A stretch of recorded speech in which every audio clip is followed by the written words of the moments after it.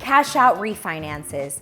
I'm sure you've been seeing a lot of them, and instantly it may take you back to 2006, 2007. You know, the years right before the big crash. The time where homeowners were using their home equity as an ATM and tapping into most of it. And so, of course there are concerns. Have cash out refis surged to the highest levels since the financial crisis? What's true, what's not true, and most importantly, what is the data telling us? I'm Gia Silva, your trusted real estate advisor here in Long Beach, and today I'll reveal the data to prove whether a real estate market is falling apart or not. Okay, let's get right into it.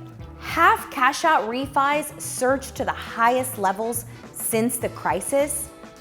When we look at the numbers, we can see that, okay, that is technically true, but very, very different today.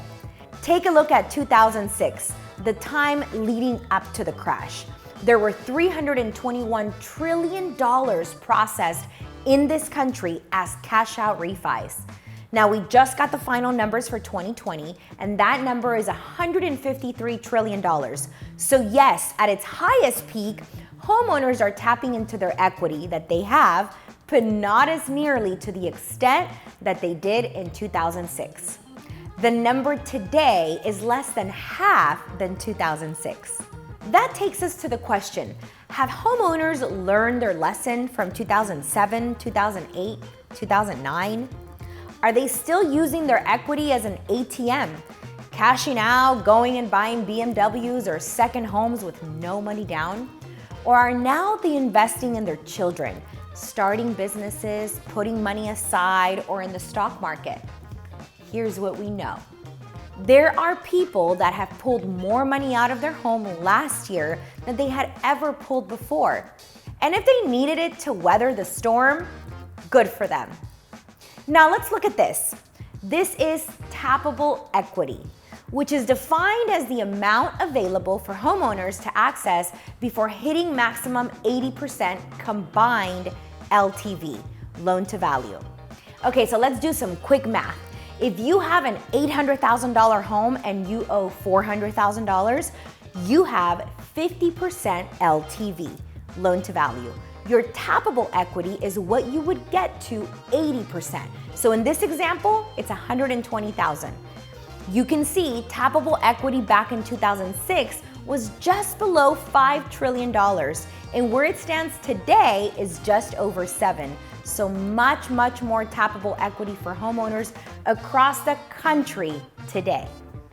Now, homeowners are asking themselves, do we want to use some of this money to start a business, send the kids to school, leverage the equity that we have?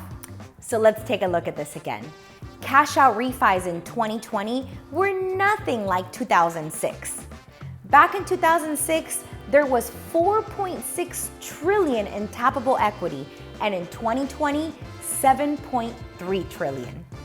Back in 2006, 9 out of 10 refis were cash out refis, and in 2020, it was only about 38% that cashed out. In 2020, it was a no-brainer to refinance and lock in a historic low rate. But in 2006, the interest rate was about 6.25% and it kept rising. So very, very different. So yes, refinances in 2020 are very different than the years leading up to the crash. Homeowners today have much more tappable equity, and yet are not tapping into it irresponsibly as they were back in 2006 and 2007. If you have been thinking if it's the right time to refinance, sell, or purchase, I would love to help you explore all of your options. Give me a call. If you found this video informative and you'd like to see more just like this one, don't forget to like, comment below, and subscribe to my channel.